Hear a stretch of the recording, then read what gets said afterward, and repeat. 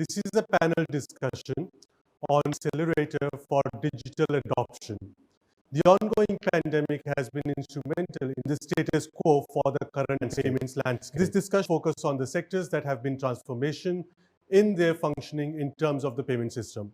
With COVID-19 being a precedented situation, it has resulted in slowdown of the economy. As public safety has become part of discourse, regulators across the globe have adopted multiple measures to ensure that the payments are promoted in a safe and accessible manner.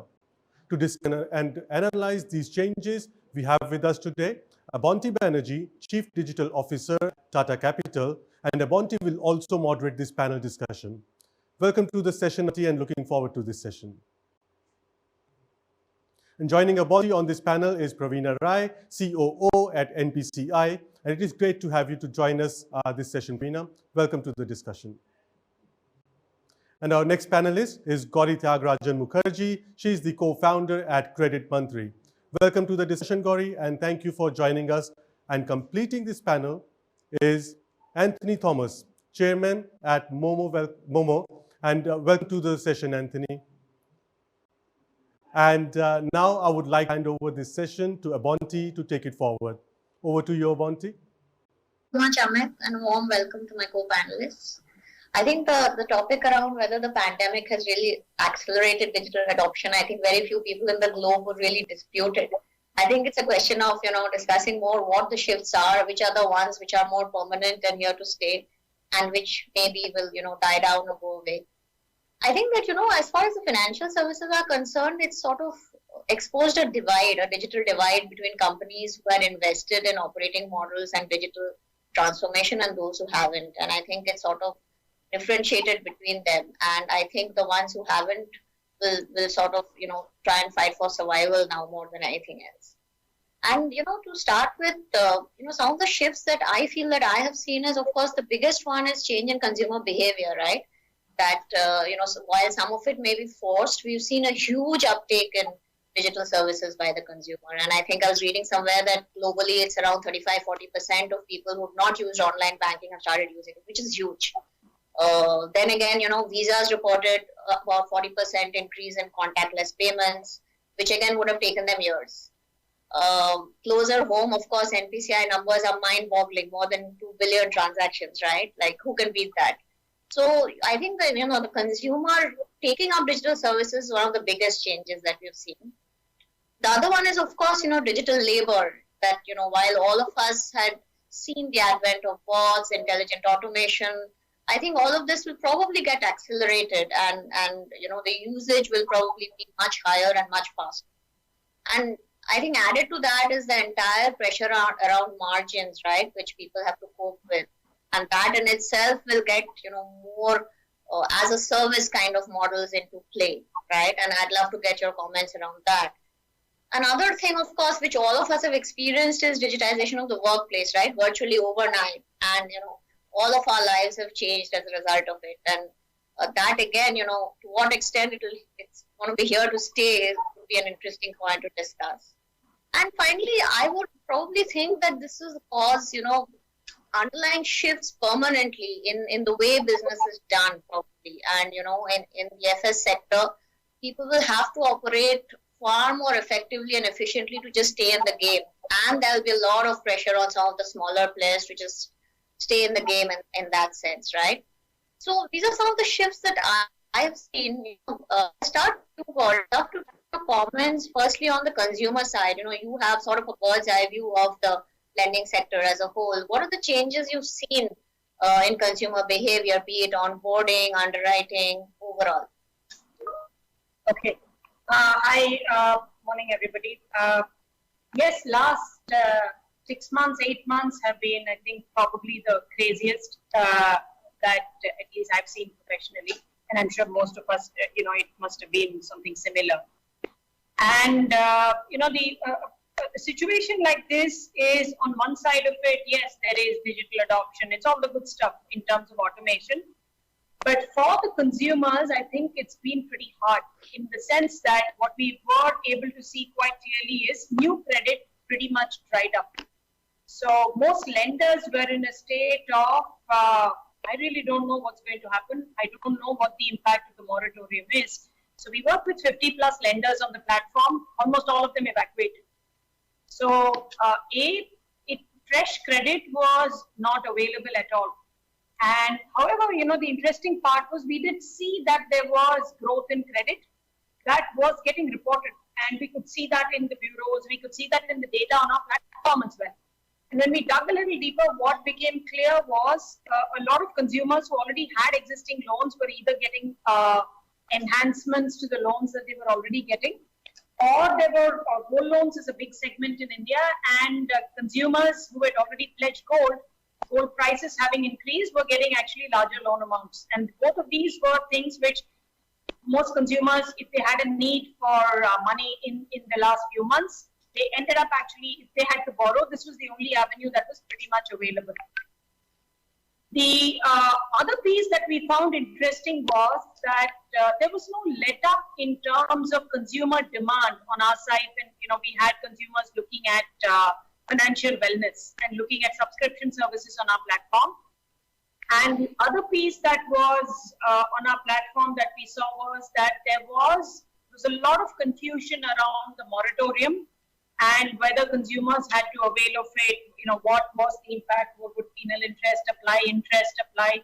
So there was a lot of handholding that had to be done in terms of working with consumers for these segments as well. And when I say consumers, I'm talking individuals and small businesses. So like for all of us, I think the summary has been, just like we've been confused consumers, with supply having dried up. I think that's really what we saw on our platform. Right. Thank you, Gowri. I think you've seen, the credit side of things. Then let me jump to Praveena, who's seen, the payment side of things. And, you've been interacting across the industry with all banks, Praveena. So what's been your insight on how consumer behavior has changed during this period? Yeah, I think during this period, it's been a number of things coming together, right? So, and interestingly, this, significant exponential growth that we've seen on UPI and digital payments has been primarily not just during the lockdown, but post-lockdown. So, in the last 2 to 3 months. So clearly consumers started becoming more aware. Of course, there was a clutch of UPI users who were anyway using UPI, but during the lockdown is when consumers became more aware, a lot of word of mouth referral and activities from the ecosystem in terms of the fact that, look, now that I have to access all these services and goods digitally, I also have an easy way to pay and I have a safe way to pay without, having physical contact. And the real network effect kicked in after the lockdown when people, started expanding and, maybe even mentally freeing themselves up and saying, let me go and get that, clothes that I had not ordered or, start, ordering some dine-in and so on and so forth. So even people who were not venturing out started getting a lot more digital in their purchasing. And we've, of course, seen the numbers on the e-commerce side of things. But this also includes small merchants. And, while we're talking of consumers, I like to think of them as users because the users, merchants are a very important category of users. And a lot of innovation came from their side, because suddenly these small merchants who may have been enabled but not really very active on volumes, realize that this is now a very important tool for them, that they can take an order on the phone, on message or an SMS, and, they are able to deliver and they are able to get paid because they've sent this SMS link, which has a click and, a digital payment can be made or UPI payment can be made. So I think the merchant behavior really created a big difference as a key user here. And I've spoken to merchants and, some of our research actually told us now the merchants were saying, look, I'm receiving money digitally, but I'm having to pay my suppliers, right, up the value chain, still in cash or check. And that's where, I think the B2B side of things also started warming up in a sense that we've not seen before. So I think these are some of the user trends that we are seeing. So the whole value chain. And of course, this is the core payment layer. Gowri has already alluded to it. We can talk a little bit more. But during the festive season, when the actual volumes boomeranged, not just on e-commerce, but also people started going out into the market. I think the whole credit space is also kicked in with the EMIs becoming extremely popular.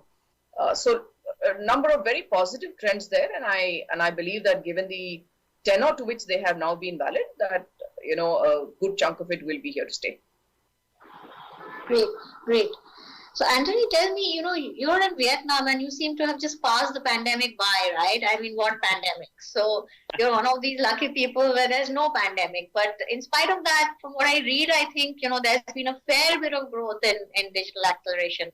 And I understand that you've been in Philippines too earlier. So maybe you could talk about consumer behavior in that part of the globe and, what impact the pandemic has had in a nation which tackled it very well and very early, and maybe another one which didn't tackle it so well. Sure. So yes, in my case, I moved from running GCash, which is a leading wallet in the Philippines, to MOMO, which has a similar position in Vietnam.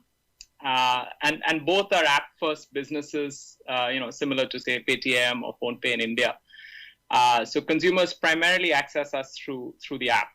And it's really just a 2-hour flight between Manila and Ho Chi Minh City, but what a difference. We saw large spikes in adoption in both businesses, but the proportion is completely different, right? In MOMO, we saw probably about a 50% increase in monthly active users. In GCash, it was 200%, and both on a base of millions, right? Because both populations are about 100 million each. The difference was really the pain that was felt by citizens with varying degrees of lockdown in the Philippines. And in Vietnam, as you rightly pointed out, there was almost no lockdown. There were a couple of weeks. The country sort of acted very fast right in the beginning, stopped international inbound travelers, and had a very stringent regime for checking and contact tracing and the like. So for us, the growth, yes, the acceleration to digital was more a mindset shift, but in the Philippines, it was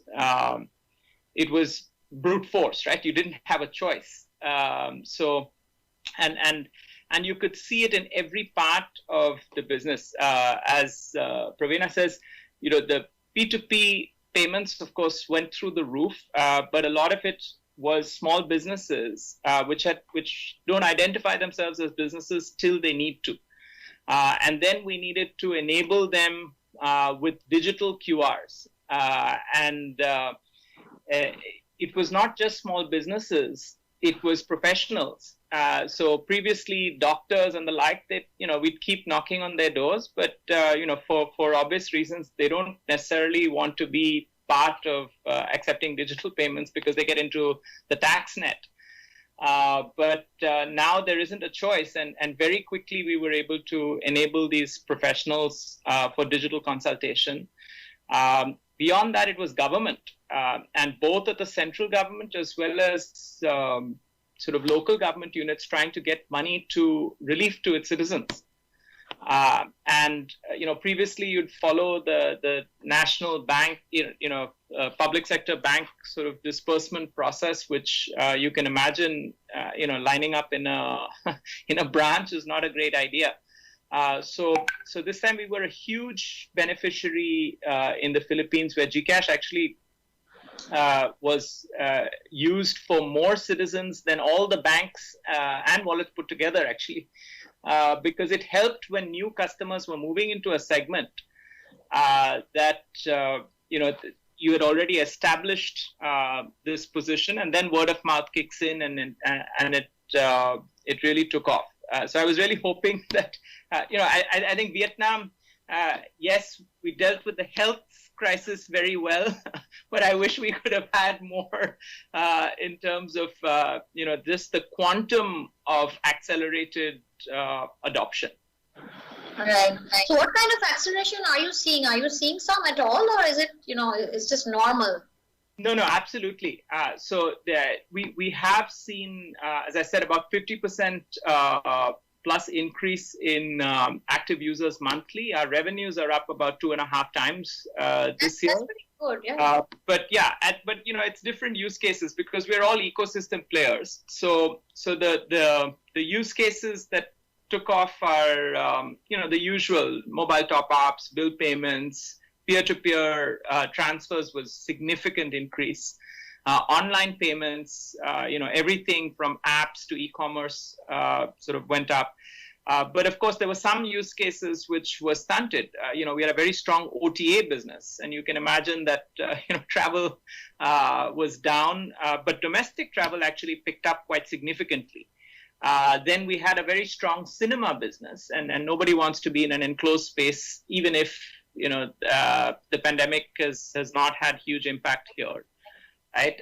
So I think it's mindset shifting, because you see and hear everything that's going on around the world, and even if you have only 1,300 cases and 35 deaths in the country, you still see enough people wearing masks, so that it's on their minds. And then talking to a little bit of what Gowri mentioned, when it comes to credit, because we're a credit platform also, and people pay through us.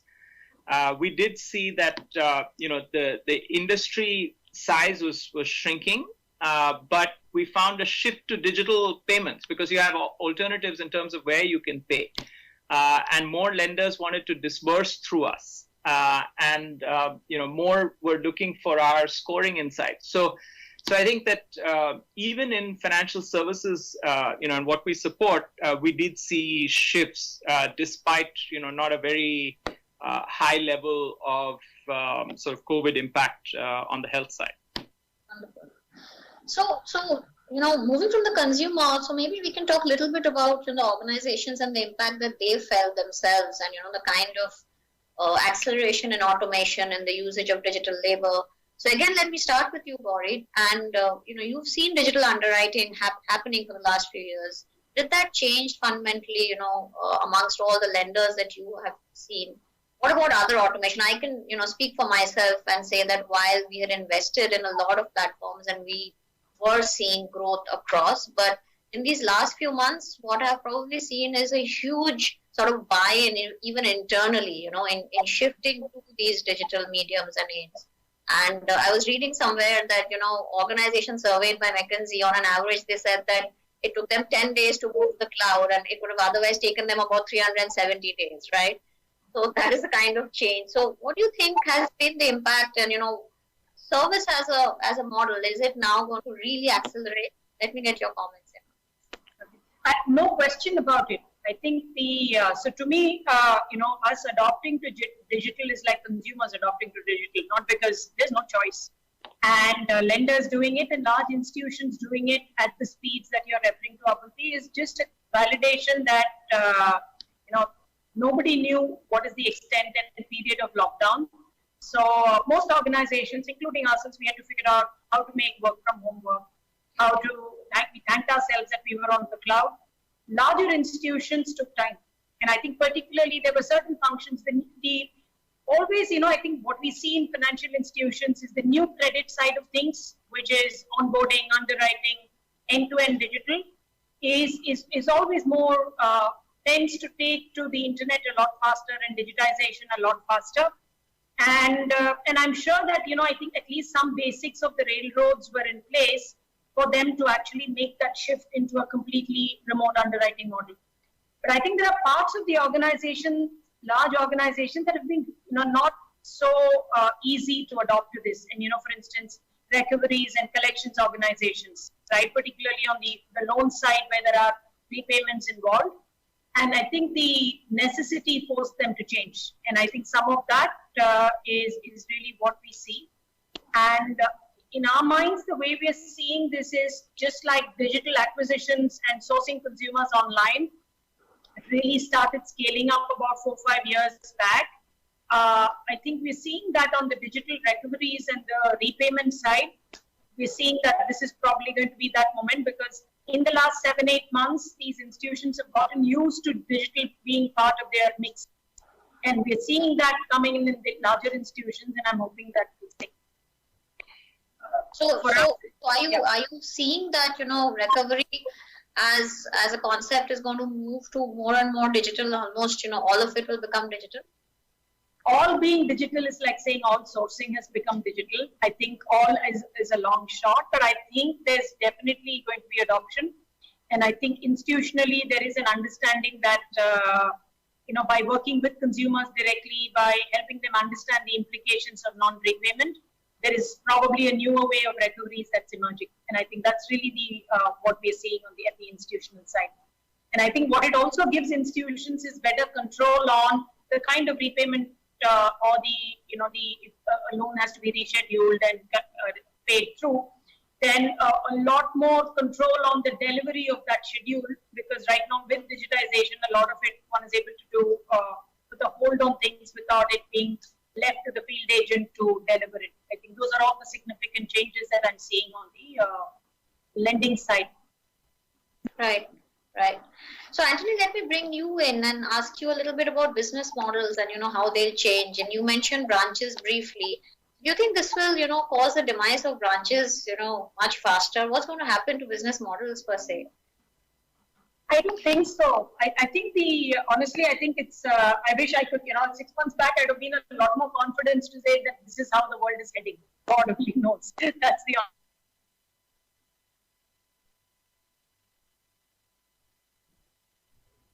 transaction role is going to get limited. I don't think branches are going to be the places where it's already happened in a lot of the private and the foreign banks, where the role of the branch to do service was rather limited. So the branch was really a place for more business or for dealing with issues rather than doing the day-to-day of cash withdrawal or fund transfers and basics around that. I think the way a branch gets defined will probably change. The role of branch in service will probably come down, and I think they'll start playing a stronger role as distribution arms, which either, at least on the lending side, focus on new business or on recoveries in a down cycle like this. Right, Anthony. What about you? Do you feel that? Do you agree with her? Do you feel that? Yeah, I tend to agree with non-transactional. With Gowri, I think it's going to become, as people get forced into it or naturally adopt, I think it's going to become more the exception for and particularly for recourse, right? If there's a higher end problem which requires human interaction, and some people still like it for trust, though that's getting redefined even as we speak. But I don't think it's going away completely. I think there's some level of consumer trust that there's this physical establishment. Even if I don't go to it, I can see it.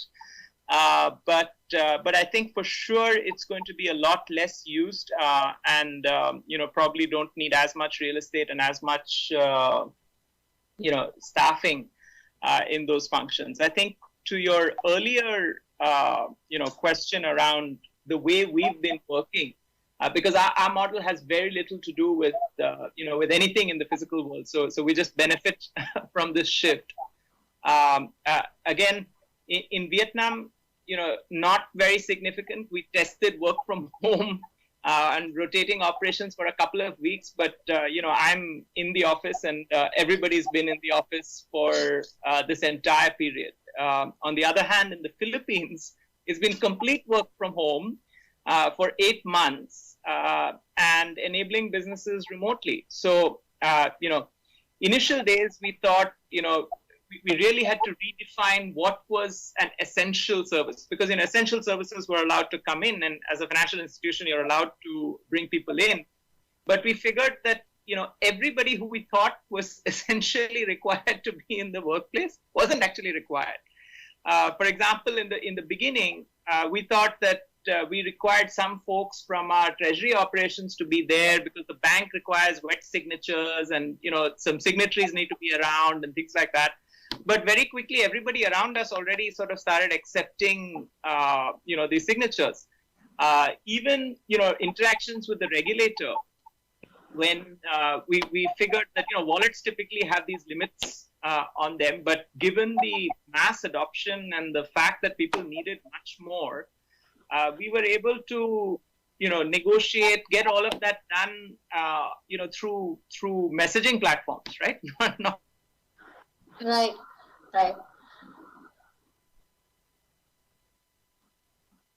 So I think Anthony is having a bit of a connectivity problem. So let me move to you, Praveena. So, so tell me, NPCI, you've sort of done it all, right? It's 2 billion transactions. Anyway, your platform is one of the most robust globally, and I think it's like the global envy, right? What we have here in India. So what next? What can be next for a platform like this, right? You have everything. It looks like from the outside. No, I think we're still, little babies in the system, fast-going babies perhaps, but a long way to go, Abonty, because, the payment is the core rail and, the kind of value-added services that can operate on these rails is quite significant. For example, recurring payments, which also goes into servicing loans by way of EMI, it could be, OTT transactions and so on, is something that we launched a few months back.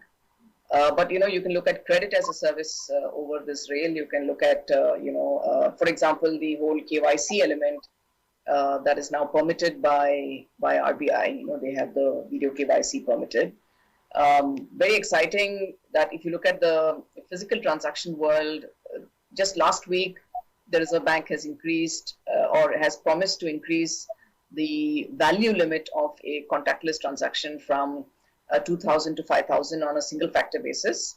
Right. So these are like big moves, and each one of these means, we have a job to do. We have to ensure that, we are providing the right infrastructure service, and we are also enabling the overall ecosystem, whether it's the banks, aggregators, merchants to, come along. There is a big role in awareness creation because people have really started using this. The entire user base, has started using this. Not necessarily with the steady adoption curve that one would expect. So, with it goes a lot of how do you use things safely? How are you aware so that you're not being socially engineered into some false transaction? How all our systems and, for example, UPI is interoperable. You can make a payment from a bank app. You can make it from a payment app. So, there is still a lot of awareness gap in the market that is now getting filled. We ran a campaign called UPI Chalega. During the lockdown, we ran something called India Stay Safe and India Pay Safe, which was really, again, around digital payments, awareness building. So there is a lot more work to be done on awareness. There's a lot more work to be done on creating the value-added service layer, be it like contactless on a card platform or on the UPI rails, the entire service stack that can grow, on top of it. And if you look at many sectors, I like something that Anthony said, in the pandemic, we did find sectors like education, sectors like the pharmacists, healthcare, which have not traditionally been highly digitally penetrated. All of them are now far more enabled than they ever were. And I think there's more work to be done to really peel the onion, to understand pain points they have, and there'll be a lot more problems to be solved.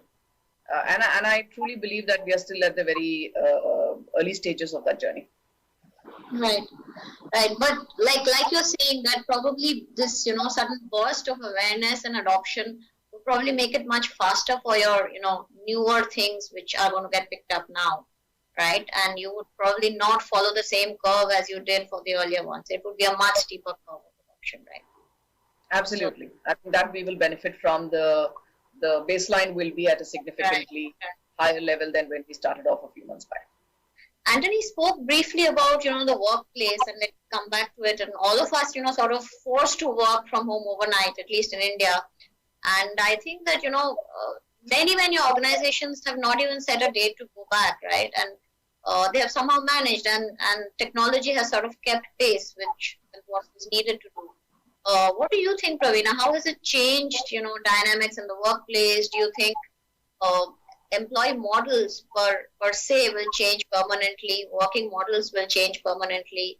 What's your view on this? I think the first thing is that we are now so heavily dependent on tech, right? I think in the early stages, it was more about ensuring, hey, does everyone have a laptop? Does everyone have good connectivity? Do you need to open up your VPN lines, right? All the hygiene factors needed to be established. But now you need high reliability, right? Because, when you have a meeting with 10 people, you can't have 2 people who suddenly dropped off that call, or they are not having a good signal. So, how does your information security and firewall, what's the balance between how strong they need to be as against how convenient it needs to be for employees to operate on a model like this. And then when we look at the more heavy duty infrastructure, can the entire data centers, run on the cloud, no human intervention? Are we in a place, is every organization in the ecosystem needs to get to a place where they have that very high level of resilience, high level of availability? Because when they are making that promise to the user, be it a payment, be it credit, there is a promise of availability. And that's what creates the trust, and that places the onus back on all of us in terms of the kind of resiliency and availability the entire ecosystem needs to have. So I think there is, a lot of work has happened in that space. You mentioned cloud. I think so did Gowri. I think we will see more of that. It's probably the hidden aspects of what most organizations are involved in today is really in terms of how to ensure that they are able to handle the scale, they are able to handle the high performance expectations with this new normal in a manner that should not have any sort of disruption to the business. Right. Any thoughts on this, Gowri, in terms of how the workplace is changing? So we've changed for sure. So I think we learned what it is to work from home. It helps that it's a startup, you're nimbler, smaller teams.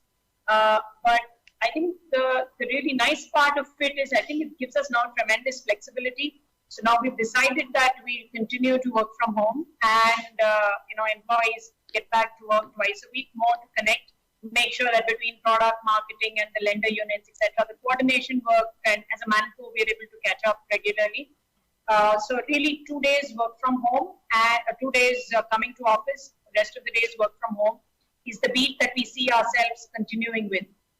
And for the teams, I think it's tremendous flexibility. And I think it's a really positive thing because it's a forced change into the way we work, because otherwise it was taken for granted that whatever be the situation, one had to be physically present. And I think as we've all kind of accepted the importance of being flexible. And I think I think is a big change from an organization point of view for us. The other big change has been, of course, the initial part. So, I think we're exactly at the same place. So, on March 23rd, when the lockdown got announced, the first 2 weeks was all as if we were in ICU. Like, do you have a laptop? How will everybody connect? Can everybody work out of home? And all of that. Now we're talking about quality of life. So we're suddenly saying, how do we ensure that we have data that is safe on our conference calls? Things are shared. How do you ensure that people are staying without dropping off? So, I think it's probably human beings getting used to a certain way and then seeing how I can... Higher order problems right now, right? But do you see a loss of productivity? Do you experience that, or do you feel that, on the contrary, people are even more productive? To the contrary. I think the definitely productivity has gone up, and so has work fatigue. So I think the productivity has gone up because it's terrible to sit in front of a computer and be on long calls for 3 hours and to discuss or brainstorm. It's not an easy process, and I think my product guys can kind of vouch for that. It's really tough to do some of these functions remote. And it also means fatigue because I think we all tend to speak with slightly louder voices while on a call. There is a tendency to not hear or see the other person because we're all optimizing for getting the message across rather than perceiving. So some of those are actually quite tiresome. So I think there's definitely fatigue. So I think some beat of some regularity in meeting and some balance definitely has to land. Agree. I think that balance is good. Yeah, Praveena. Add a bit to that, right? I sure. What Gowri said.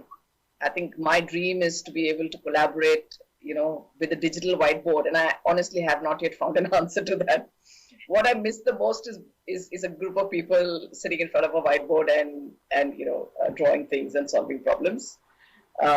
It's fairly difficult to get to that level of problem solving and brainstorming in this digital format.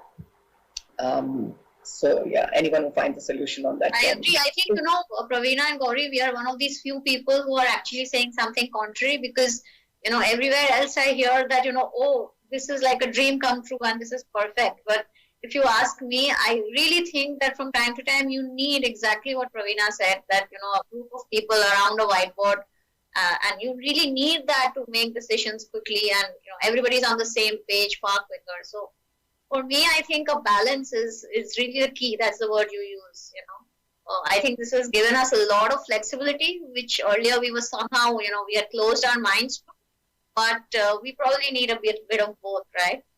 So let me jump topics quickly because we're nearing the end. I wanted to ask Gowri that what about fintechs? We've all been talking about good things that have happened, right? Consumer behavior, a lot of adoption.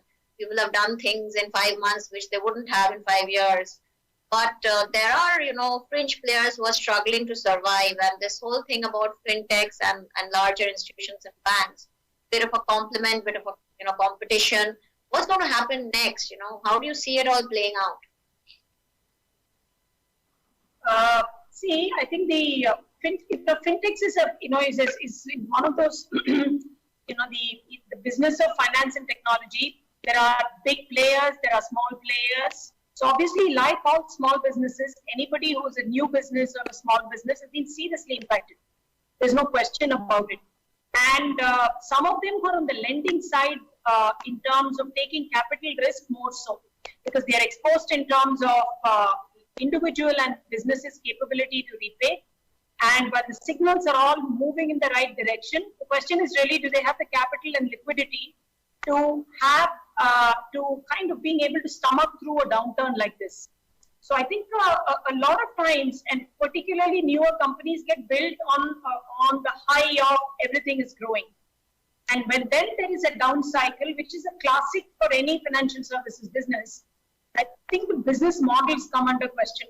And therefore, I'm sure at the end of the pandemic, there will be players who will struggle. There definitely is going to be consolidation. And the point is, like all things, it will become really a case of profitability and unit economics being things that are what capital will go behind. That's really what we are seeing. Right. So, Anthony, closing comments from your side. What are the things that are here to stay, and things that are going to just go back to the old way? Sure.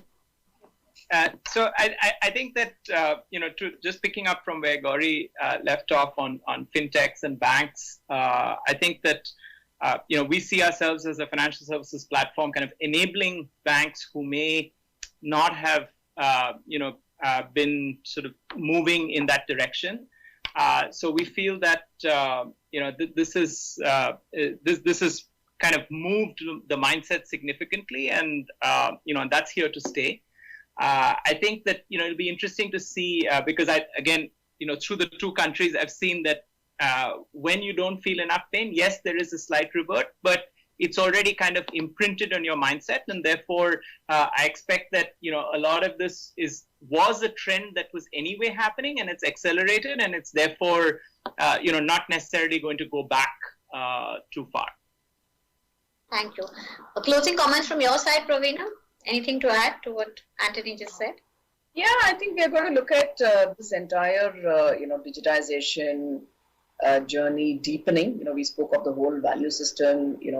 This already has started encompassing, right from onboarding to dispute resolution. We are more importantly going to see this across the spectrum. Right from remote parts of the country to people who are not expecting to operate on a digital payment mode. We are going to see the depth of all of this really expanding, and I think there's a lot more work for all of us ahead here. Great to talk to all of you. Thank you so much for your participation. Over to you, Amit. Thank you. Bye-bye. Thank you. Thanks. It was indeed a very great session. And with that, now let us move on to the fourth session of the day, which is Dialogue on Emerging Models of Neobanks. Transform financial services by enabling the provision of differentiated services to the customers. In this trialogue, our panelists will discuss the challenges in integrating multiple platforms via APIs and offer a product or service to the customer to meet their requirements, how neobanking is contributing to the payments industry at large, and what are the primary integration opportunities, and what are the security aspects which both neobanking and payment firms need to take into consideration while integrating with each other to emerge as a successful model for the payment space. Moderating this trialogue is Mr. Vivek Belgavi, partner at PwC. Welcome to the session, Vivek, and looking forward to your session. Join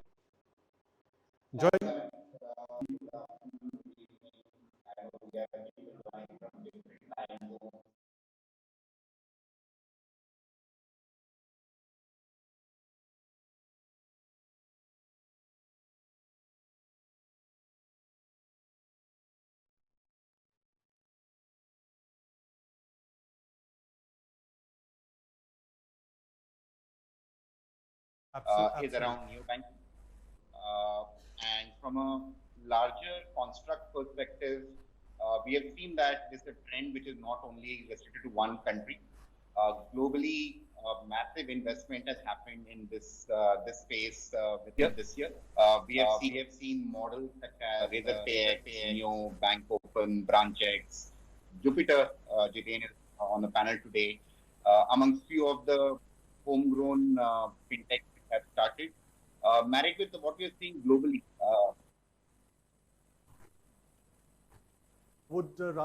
Let's quickly get introductions done with our other two panelists as well. So I think it will be better if the three of you who are the experts in the industry go ahead and carry on with this conversation for our audience.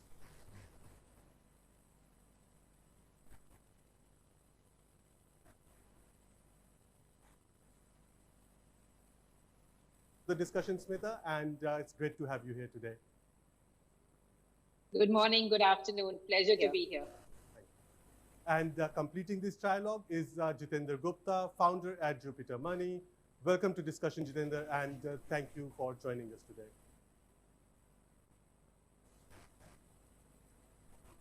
And now I would like to hand over this session to Mr. Vivek to take this forward. Over to you, Vivek. Thank you, Amit. So as I just started in my intro, it's a very exciting space. It is a space in a broader fintech. We have seen highest amount of investment happening within this year. It's not a one country phenomena.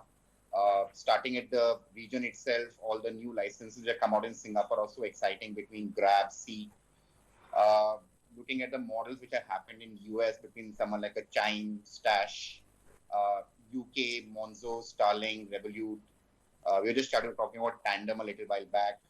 Hong Kong has given a lot of new licenses. We have seen Latin America throw up some very interesting models.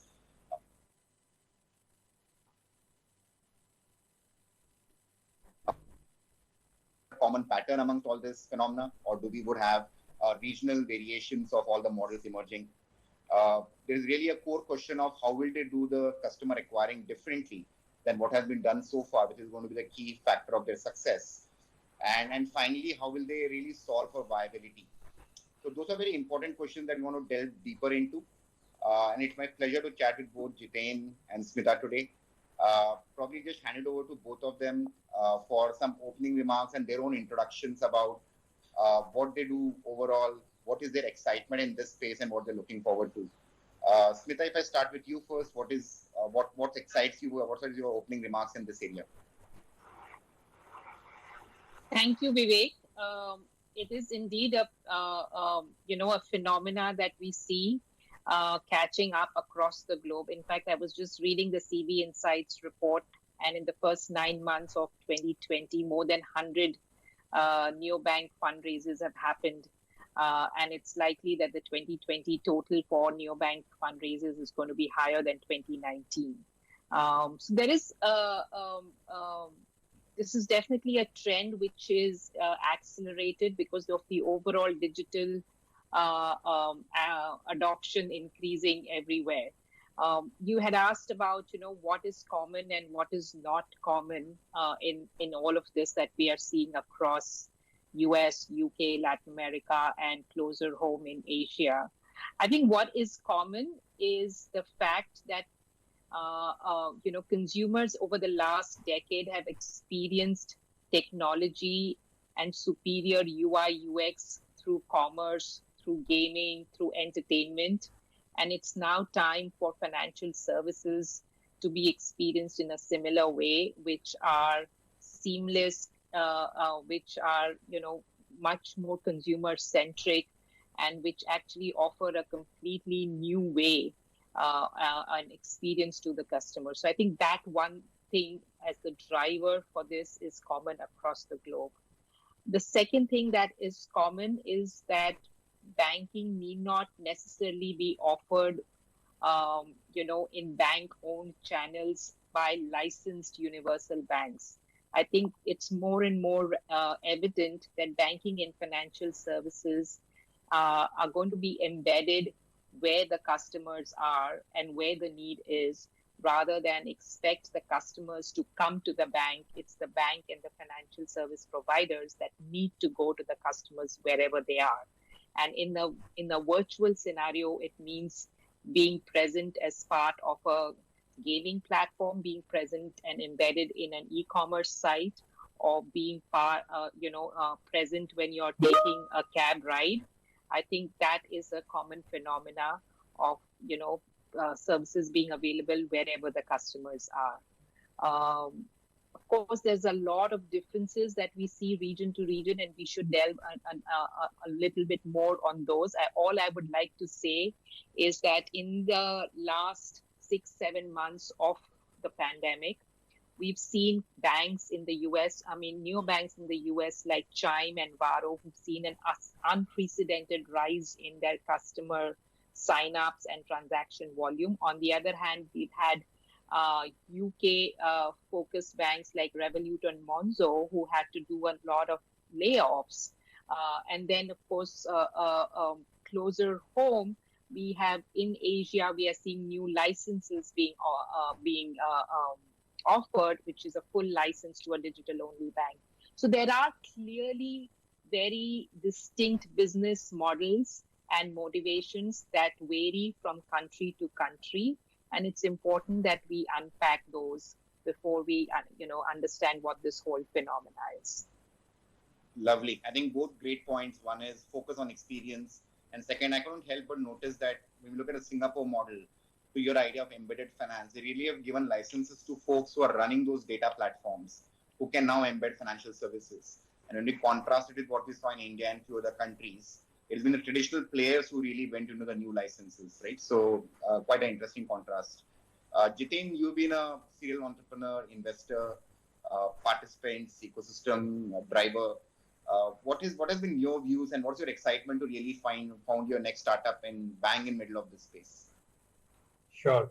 So I think, first of all, just to give a quick intro, so my background has been in payments, banking, and lending, consumer lending side.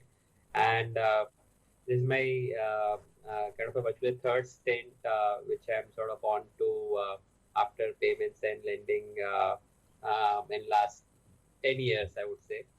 And I think what Smita just mentioned from a what's common standpoint is very, very apt and relevant, that we have seen things improving in the commerce side, in the OTT space, and overall the internet ecosystem.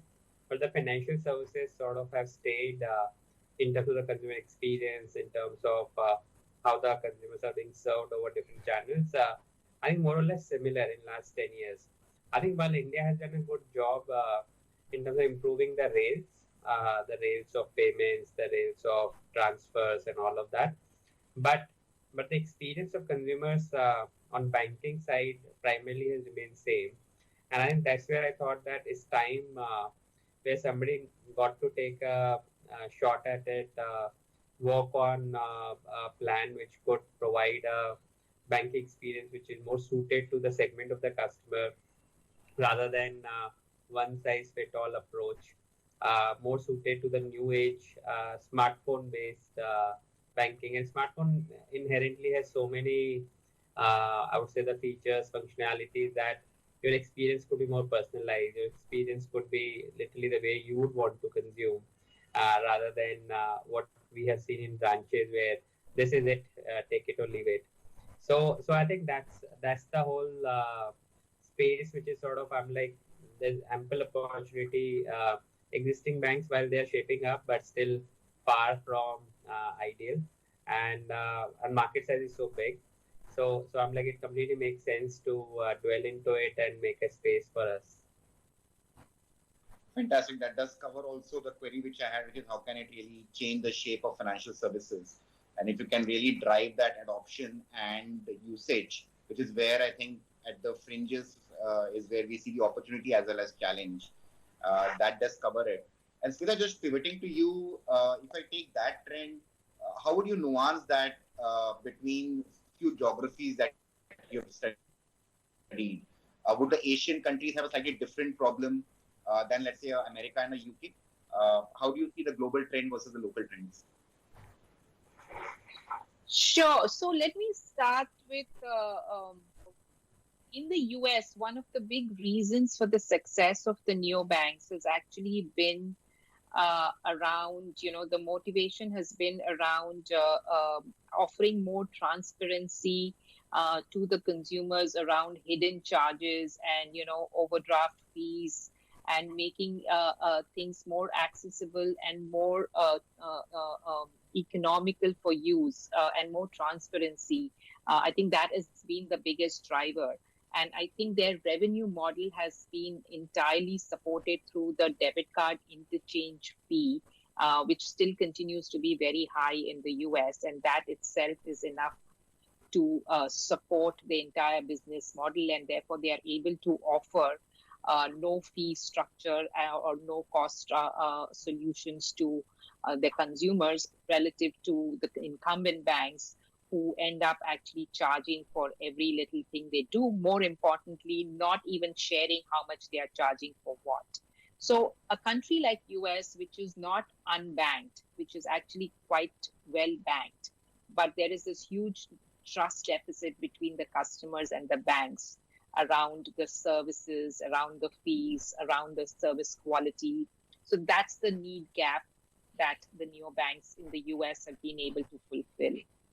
On the other hand, we've seen people like Revolut and Monzo in the UK targeting the millennials, the younger population, the young adults who want new features, around payments, around splitting bills, around, travel, foreign exchange embedded with travel. And those are the kind of features that the new emerging affluent young people would like to see, and that's been the initial pitch that these banks in the UK have followed. I think the issue in Asia more broadly, both in India, Southeast Asia, is actually quite different. Here, the challenge that we are really dealing with is underbanked. Even though in India, we are saying there is 80% banking penetration, but really in terms of usage, if you see, it's much lower. And more importantly, what's the quality of service that an SME would get, or what's the quality of service that a low-income customer would get? So I think similarly, in most of Southeast Asia, there's only less than 50% banking penetration. So in Asia, it's really around giving a first-time banking experience to a very large set of population. So it's really around tapping that unbanked, underbanked segment with something that is relevant to them, not something which is available and here we have a product, just take it. So I think that is the big difference between what we are seeing emerging as an opportunity in Asia compared to the developed markets. Lovely. I think the first segment we really want to focus on why this exists. And just to cap it up, Jiten, how do you see COVID's impact? Do you think it will be a tailwind or a headwind in this journey? I think it's a good question because when I speak to bankers nowadays, certainly the bankers have realized that the COVID has changed the way they do their business, and I see most of the banks forming digital teams or bringing in the non-banking chief digital officers in their banks. So which clearly shows that this seems to be on the tailwind side, and lot of focus is coming in because now the banks have no choice but to sort of improve the process on the digital account opening, servicing the customer digitally, no more calling to the branch for petty things. So clearly, and from a consumer standpoint also, like if you look at the traffic at branches, that has gone down by almost 80%. So consumers don't want to step out unless it is like an absolute must have or must go. So I think in my view, it is more of like what happened the cash to digital in India in 2016 due to demonetization. It is a similar moment for India for the digital banking as a domain. Fantastic. And Smita touched upon a little bit on what are the kind of differences we are seeing globally versus in the Asian markets, and probably the main line of difference is bank versus unbanked. But there are some commonalities in terms of transparency, in terms of customer experience. But again, many of these markets have very diverse groups who are, let's say, unbanked, right? So gig economy or the blue collar workers could be unbanked. A lot of SMEs, micro SMEs, MSMEs could be unbanked. There are a lot of sectors like agri, utilities, supply chain, which have had traditional challenges. So how do you look at this? How can we talk through to our audience on to understand this landscape of use cases and business models? Would really invite views from both of you, probably Smita, starting with you, to double click on the models you spoke about. How do you nuance that out, and where do you think are possibilities for us to consider? Right. So if you think of the business model, I think there are really three parts to the business model. The first part would really be around your customer acquisition strategy. You know, what's your go-to market? What's your hook proposition that will drive customers to come to you rather than the other way around? So I think, you know, can you make yourself to be a pull product versus a push product? You know, can you have a hook use case that will drive usage and bring your customer acquisition cost to be very low? The second piece is really, now that you've acquired the customers, how can you keep the engagement level high? How can you maximize the share of wallet with that customer? What's the breadth of offerings that you can offer so that you can maximize engagement, as well as you can the customer can benefit from, the services and the products that you're offering. So that's the second piece, the engagement model, and how are you continuously increasing the uptake. And the third piece really is the entire revenue model and the monetization model, so that your business can be sustainable. There's no way you can be sustainable if you do not have a revenue model and a clear path to profitability. It need not be from day one, but that has to be something. So I think these are the three core elements of a business model. I think the overarching message that we see as a post-pandemic thing is that if you have something relevant to offer, people will use it. The trialability and the willingness to try something new and digital is very high. But you have to offer them something new and something relevant. You should not go on the basis that they will change their behavior to use your product. It should be the other way around. How can I design something that is suited to their context and that solves a real problem that they might be facing? And I think the second big message is that the business models of today and the future, which will sustain, are going to be those that are going to be win-win models, which means you have to make money with your customer, not make money off your customer. There has to be a clear benefit that the customer gets as well. And of course, you should take a share of that benefit, but you cannot be making money off your customers. I can already see Jitin loved that statement. What would your view, Jitin, on that? Yeah, it is so true. Actually, that was my starting statement that in the business model of today, especially financial services, you cannot operate in a world where you are making the money and customer is not getting any benefit. So I think it is very, very imperative to sustain, because that is effectively the neobanks are saying, right? Which is that Right. we provide a better experience as well as the cost benefits. And since we Yeah. are pure digital, we have the ability to pass the lower cost benefits to the consumers. And I think I that if that philosophy is not being maintained, the consumers or any customer segments will find it very, very difficult to see a real value, because cost is the number one thing which anybody sees as the tangible benefit, and then comes the whole experience part. And I think the experience, if it is not relevant to them and it is more about good looking UI, I doubt that is going to make any sense to the customer segment. So whenever someone asks me, what is that the customer experience is solving for, just the UI, right?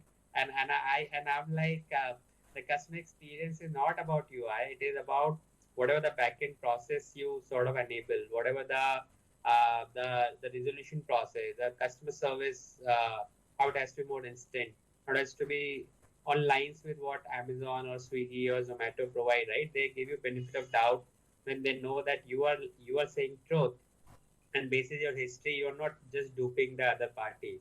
So I think, well, today the bank's processes are being designed in a manner where, okay, you have a dispute, fill this form, we'll take 21 days to investigate, then we'll take 45 days to give you credit.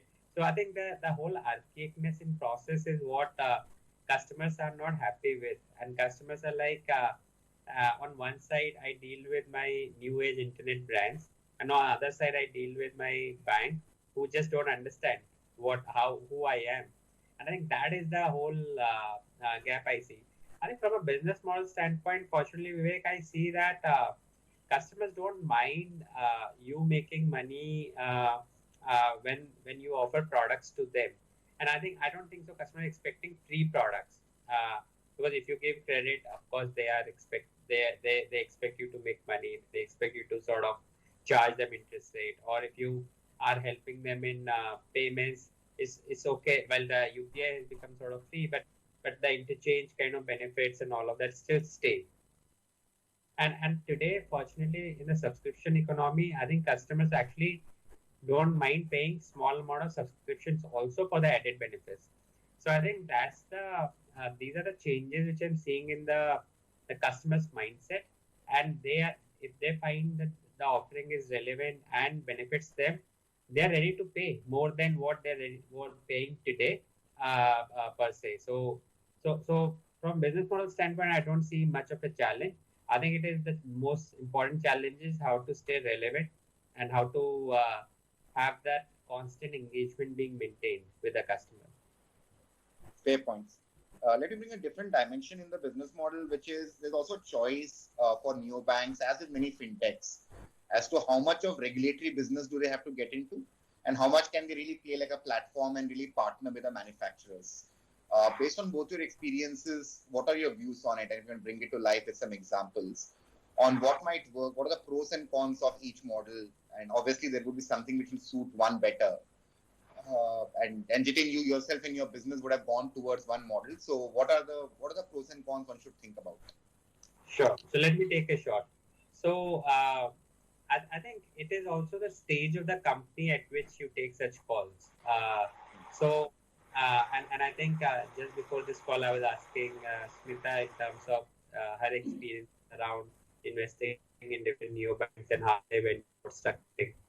I think when you start a new startup or anything new which you want it to be disruptive or a different altogether new experience for the customer segment, you want to be less regulated about it, and because it gives you more agility and flexibility.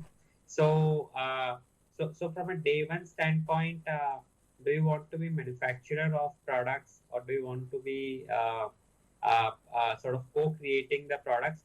I think that is a call one has to take as an entrepreneur. we took this call that let's be a co-creator initially, where we don't want to take the compliance hassle right from day one with the regulators.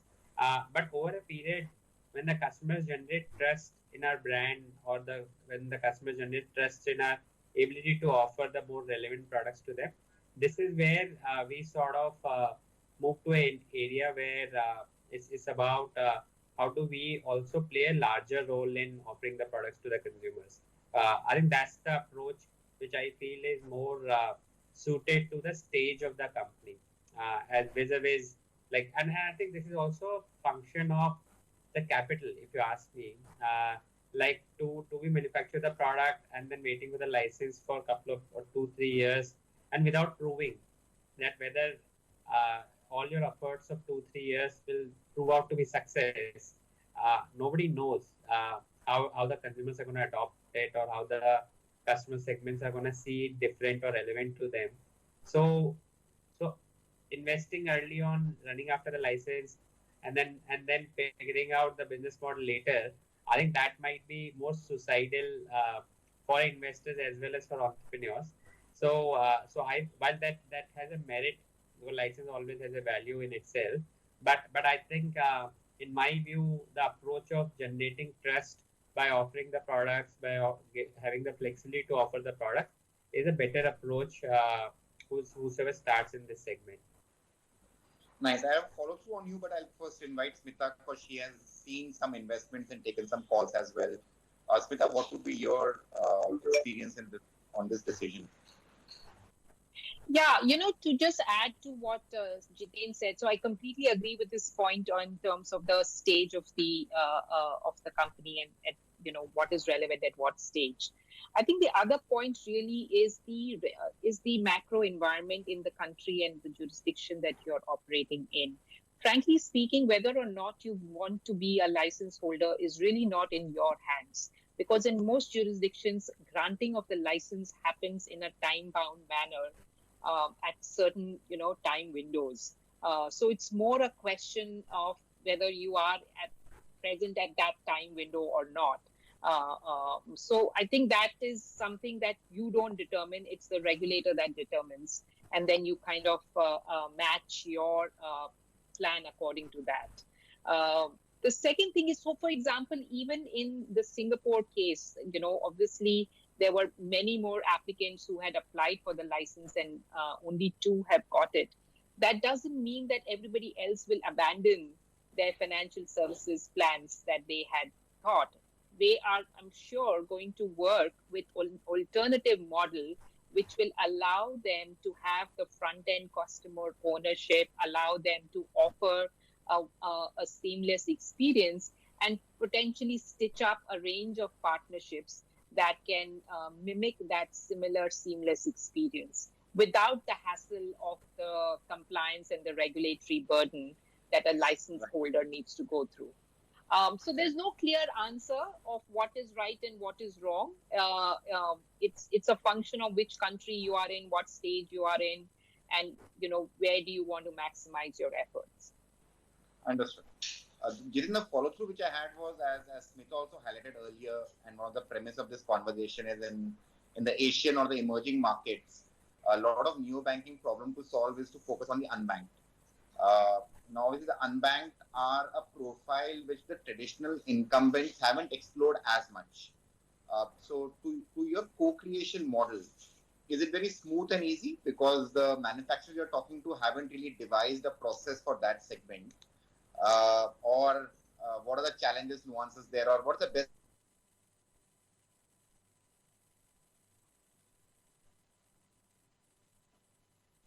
Never been an easy problem to solve, and I think that's why I feel there is an opportunity. Considering that challenge is very, very difficult to navigate for many, and people sort of give up. So if a 20-year-old kid want to navigate a bank process, I'm telling you that's like next to impossible. So to navigate the process, you've got to be knowing the system. So I think that is the hard truth today. But on our side, yes, we have gone through our own learning curves in terms of what makes sense and what doesn't.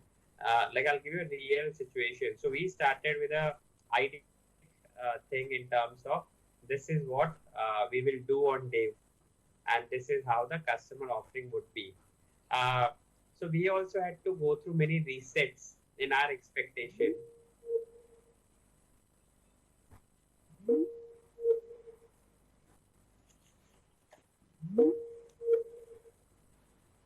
Did we lose Jitin?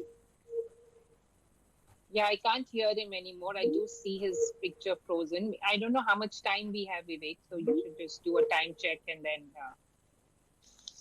I thought we started on 11:40, we have another 10-15 minutes to chat through. Jitin, are you back? Let's give a couple of minutes, Smita, why don't we chat and Sure. Close out on that point, and the kind of, probably I just want to overlay, let me just add on to a little bit and throw a question back at you. As I was sharing in our earlier chat, what we have realized is that a lot of my work involves helping, and me and my team, we worked a lot with incumbents in banks and financial institutions in building digital infrastructures for them. And we could see that the understanding of what is needed in an API infrastructure, which is what Jitin is referring to, and when partners like neobanks come to incumbents, they're really expecting touchless, intuitive, intelligent connectors which are suited to the use cases that they're working on. Whereas a traditional approach has been whatever has been available in a core banking, kind of expose it out. So it's been a bit of a journey that we have seen, and both in the region, I've been talking to Stancy recently. If I look at the ICICIs or the Yes Banks of the world in India or Federal, with whom Jupiter is partnered, we have seen a couple of banks now completely revamping their API playbook. So what it really means is, as we see the industry evolving, we also see a fair bit of incumbents evolving. It's a larger ship, so it takes a little bit of time for it to move. But in next 1 or 2 years, I would prophesize that most of the large incumbents would undertake API projects, not as point projects, but almost the way they looked at core banking transformation, because now they have to serve the entire diversity of distributors who are emerging around them with their own unique variety of use cases. So hopefully that should, and that kind of leads to the second point we were discussing, as some of the neobanks themselves become licensed. That would be an interesting battle. And then the differentiation between who is an incumbent, who is a fintech, that line might get very blurred. What's your view on that? Yeah, so you're right, actually. Actually, Sorry, I don't think... Jitin, we were just Great to chatting. have you back, Jitin. Sure. Responding to a query, will come back to you after that. Yeah. Sure. So as I was saying, I think while there is this new age entrepreneurs who are trying out these completely customer first, digital only, mobile centric business models, while all of that is happening, clearly the incumbents are not resting. They are adapting, they are changing as well. And when I say they are adapting and they are changing, it doesn't necessarily mean that they also have to completely become a front-end centric consumer bank, shed everything else that they are doing and transform into that. That perhaps may not be the best option for them, because that's not where their core strengths lie. And so we have seen examples, as you rightly said, of banks who are transforming, but transforming to become better partners to fintechs rather than transforming to replace the fintechs or compete with the fintechs. I think there is room for multiple players in the ecosystem, but all of them have to understand the new reality, have to understand what the consumers want, and adapt to those realities, and more importantly, leverage their core strengths rather than try to be something that they can never be. In fact, the whole reason why the fintechs and the neobanks have emerged is because the large universal banks, while they bring a lot of stability and security and trust and safety, they do not bring the agility and the nimbleness and the customer centricity. So I think there's room for both, but you have to still adapt and change. Fair point. And I just want to build on the earlier point that you had made on embedded finance. And if you're looking at the Singapore model as well, then a fair bit of neobanks would be driven by their ability to generate authentic data and not really to create authentic products, right? So that will come follow through after that. So probably every neobank, and especially if it has a way to generate that authentic data by providing a certain service, by kind of working with their customers, then that is a unique problem they solve, which the incumbents, because of the nature of the business they have, they can't really become an e-commerce company overnight. But an e-commerce company can create a neo-banking offshoot, right? If you may. Jitin, does that make sense? Is that the way you also think about it? Yeah, so definitely, if you have like tons of customers with you and you want to sort of create a financial services franchise, it is a relatively easier play. But I think being a biased party, considering we don't have any of those, I would say that it's also the customer perception on the platform, right? So whether the customer has a perception to provide his banking or financial services information on the platform as they would be comfortable with pure banking or financial services platform, because it's a trust franchise, and there is a reason why all banks exist today, and there is a reason why banks and churches have been compared.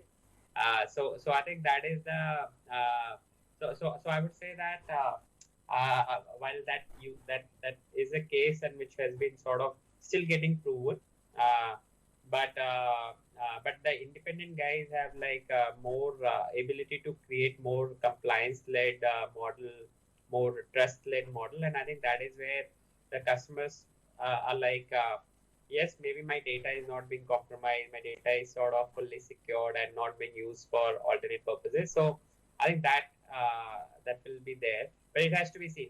But I see the use case of clearly where the customer is present in consuming other services, high likelihood of they at least trying out the product, and if they find it pretty contextual, they would adopt it. Right. On a lighter note, I couldn't help but think that for both a bank and a church, you need to have faith that things will work out. So the faith is common. It's actually a good pivot for the last round. We would have probably another 10 minutes of chat and time provided to us. It's really focusing, because it's nice that you really touched upon trust, because the last segment I want to talk about what are the challenges from a neo-banking perspective.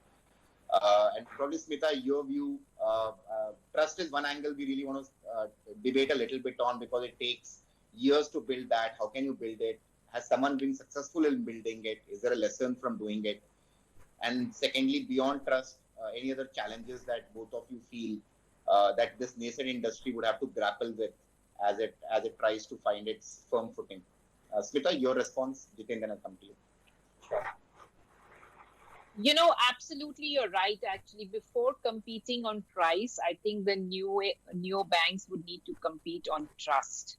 That is the first port or the pillar that needs to be built. And trust can actually manifest in multiple different ways.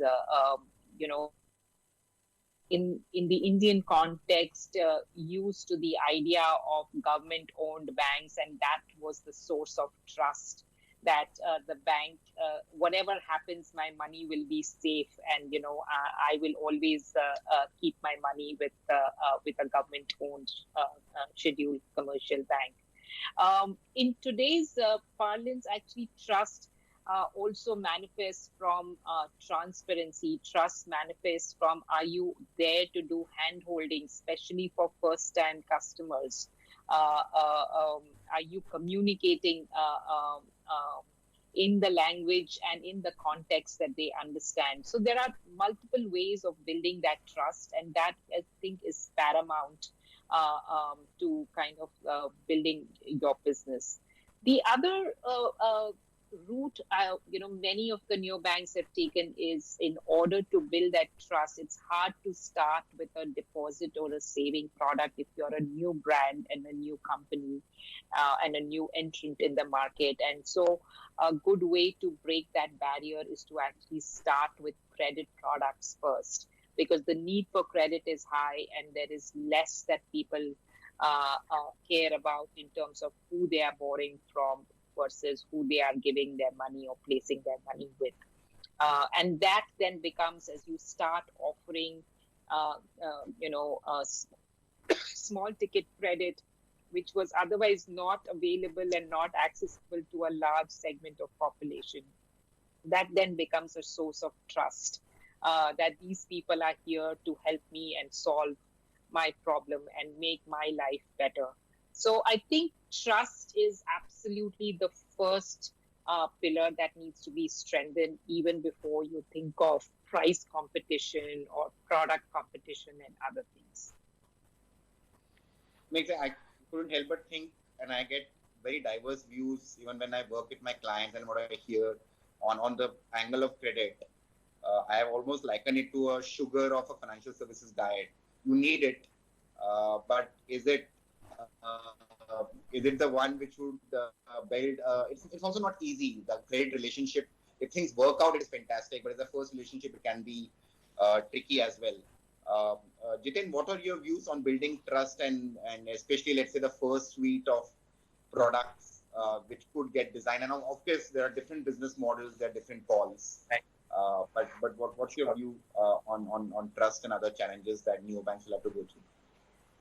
So Vivek, I think trust is the largest challenge which any neobank entity has to surpass with the consumers or with the customers.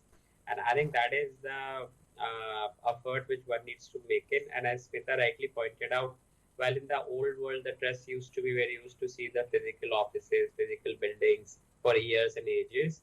But in the new world where the customer is primarily interacting with you digitally, the trust will get formed with the communication, transparency, and most important, customer service. So, like, how do you provide the resolution to the customers when they are in trouble? I think those are the moments trust gets formed. And I think there is another very big angle which I noticed in last 5-7 years, where at least the Indian consumers have been behaving very differently. So we saw one very large wallet company sort of getting into payments bank license, and they started offering deposit services and all. And I think and the success still, I would not call it that they got any success, because the balances are not even like $150-200 million over last 4 years. Vis-a-vis one branch of any large private bank will have those kind of balances. So that clearly shows that how a customer perceives your positioning. I think that is also a very, very important thing, the brand positioning part. So if your brand positioning is built around discounts or cashbacks or the whole thing around just like a short-term gratification, I think that's when the customers also sort of feel that, is my money safe with an entity like this? Can I build large balances with an entity like this? And I think that is one of the, at least one of the real insight which I'm seeing when we interview customers, when we survey customers, that like, why do you keep money with X bank and why do you keep money with Y bank? And I think that comes out like, oh, my bank does not give me heavy cashbacks or discount incentives because they care for my money. So they expect bank also to be prudent in their financial behavior.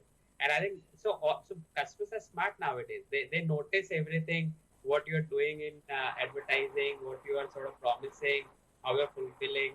And I think it's sort of combination of many things through which the trust gets formed, vis-a-vis the old age, the old or traditional way of building trust by just having buildings. So I think the digital is very, very different.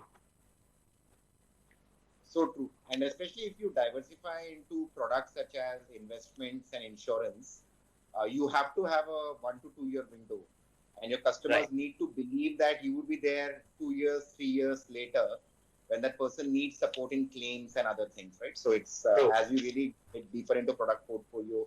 The other thought which just came to me, and I'm not sure if you have come across these examples when we speak about trust, is in last 10 years, new digital brands have come up which are now eliciting trust of customers, and Forbes is running a list.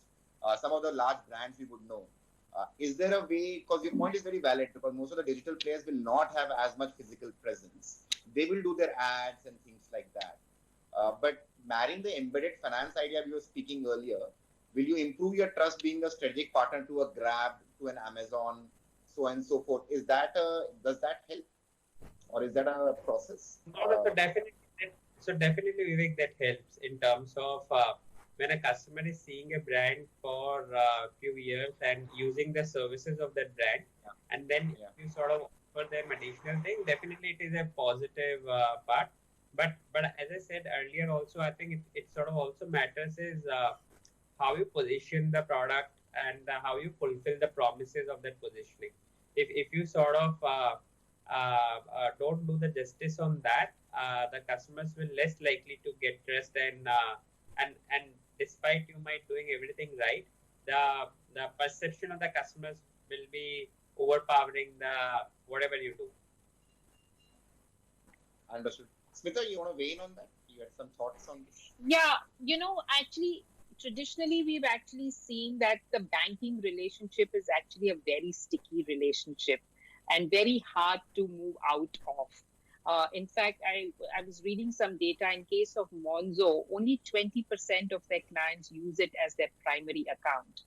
Everybody else is actually using it as an additional account to take advantage of the additional products and features that their primary bank may not be offering. So it is therefore a combination. So for a new entrant to actually make a headway and to wean customers away from something that they may be using and trusting, even though they may be unhappy, I think it is going to be a challenge thing. It's not a small easy task, and therefore one has to continuously do a range of things of offering products and services which are unique, at the same time being transparent, communicating, all of those things that Jiten actually mentioned. We are probably the last leg. I just have two queries to kind of wind up this interesting chat. Just to close out on risks and challenges, any asks that you have seen or any trends you have seen from a regulatory perspective? Jiten, in your experience as you're setting it up in India, and Smita, as you have seen globally, are there some bottlenecks which are yet being worked on? We have seen things like supervision, which has been asked for. We have seen things such as client onboarding requirements, specific rules around credit scoring. So there are a few of those things which have come in place, but every country still doesn't have a pure play digital banking license, so to speak. But have you seen any trend there where is something a bottleneck? Can something be solved? Yeah, so Vivek, in fact, this is the most gray area in India. So there is no guideline, there is no regulation. Now, what that means is you have to sort of walk in the existing framework, which is meant for something else, which is sort of the guidelines are meant for, let's say, a business correspondent guideline meant to increase the reach of the bank in the rural segment or in the non-underserved segment. Now you sort of leverage those kind of guidelines to create or access to customer onboarding kind of channels. So it is very, very gray area. And I think the biggest risk itself is the regulation in this business model, at least in market like India, in my view. And you always run at the back of your mind, the risk is what are the regulators, one finder says, this is not allowed, or we did not envisage this in this manner, so we will issue guidelines, and those guidelines are sort of too prohibitive to do anything of this sort, or sort of too overbearing. So I think it's the regulatory risk is the biggest risk in this business model as we speak today. Smita? Yeah, just very quickly, I'll give you the counter view to it, that I agree that there is a regulatory risk. But if you look at it from the regulator's standpoint, I can imagine why they would be really worried, because they don't know what they are, what to expect. First of all, the technology is moving so rapidly, and what all can be done using the technology is very hard to anticipate unless you actually see it play out.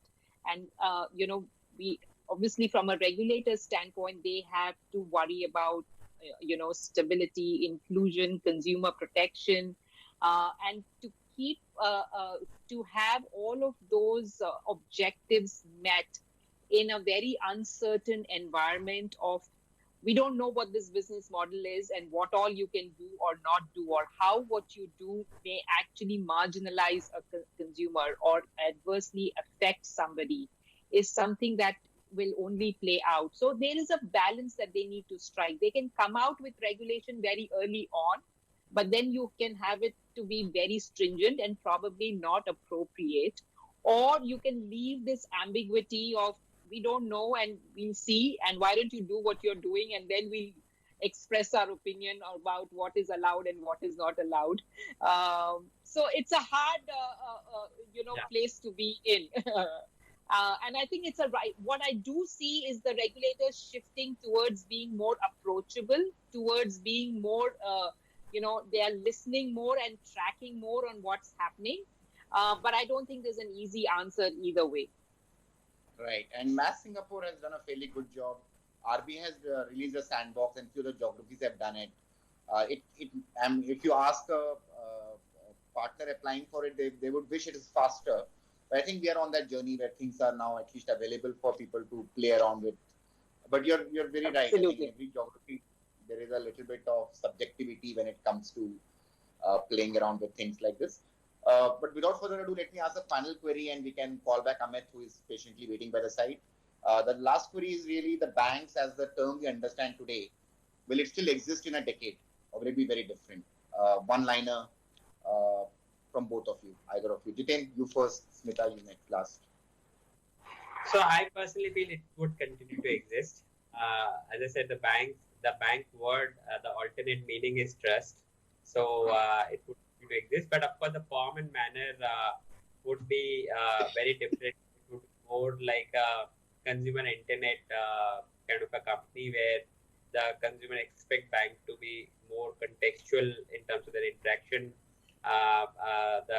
The services would be more on the recommendation, which is more relevant to the consumer. So, and all those features which we see in the consumer internet world today, which is like, the search, intelligent search, the instant customer resolution, or the benefit of doubt to the customers, or the recommendation, which is more in line with where you are in your life cycle, aggregating your finances together. So I think all of those would be there's a more intelligent rather than just bank account as a siloed account. Brilliant. Smita, yeah, let me just so I think the banks and the providers who adapt and who change will exist. Those who remain rigid and may find it very hard to survive. Very, very Darwinian, I must say. Lovely chatting with both of you. Amit, back to you.